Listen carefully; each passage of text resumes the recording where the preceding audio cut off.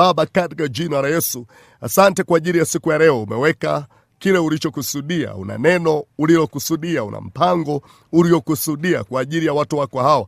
Ninakusihi kwa nguvu zako utufungue nafsi zetu, ufungue akili zetu, ufungue fahamu zetu, usipate kuelewa na maandiko katika jina la Yesu.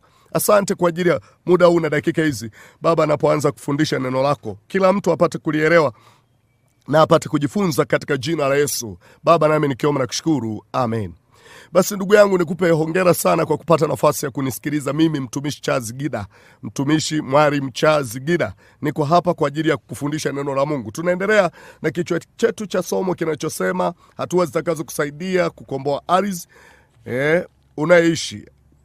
Hatua zitakazokusaidia kukomboa ardhi unayoishi ili upate kufanikiwa katika maisha yako. Hatua zitakazokusaidia kukomboa ardhi unayoishi ili uweze kufanikiwa katika maisha yako. Tukasema tunaendelea na mtiririko wetu kwamba kwenye kitabu kile cha Mambo ya Walawi sura ya 25 mstari wa 24, Mambo ya Walawi 25 mstari wa 24, nanyi mtatoa ukombozi kwa ajili ya ardhi, kwa ajili ya nchi, katika nchi yote ya miliki yenu. Nanyi mtatoa ukombozi kwa ajili ya nchi, katika nchi yote ya miliki yenu. Ukisoma kwenye andiko hili unaona Mungu anatoa msisitizo kwamba watu wanatakiwa kufanya ukombozi, au popote unapoenda kufanya umiliki au unaenda kumiliki eneo lolote, unatakiwa ufanye ukombozi kwa ajili ya hilo eneo.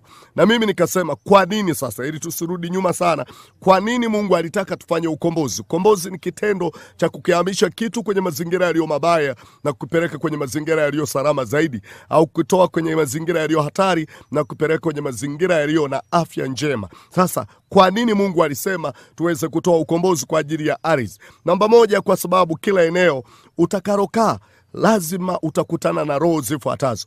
Namba moja, kwa sababu kila eneo utakaloenda kukaa au kumiliki utakutana na roho zifuatazo. Kwenye kitabu cha Hesabu sura ya 13 mstari wa 32, roho ya kwanza inaitwa roho inayowala watu. Ukisoma pale anasema hivi, nchi ile tuliyoipeleleza ni nchi ambayo kwa kweli, ngoja tusome kwenye kitabu kile cha Hesabu sura ile ya Hesabu 13 mstari wa 32.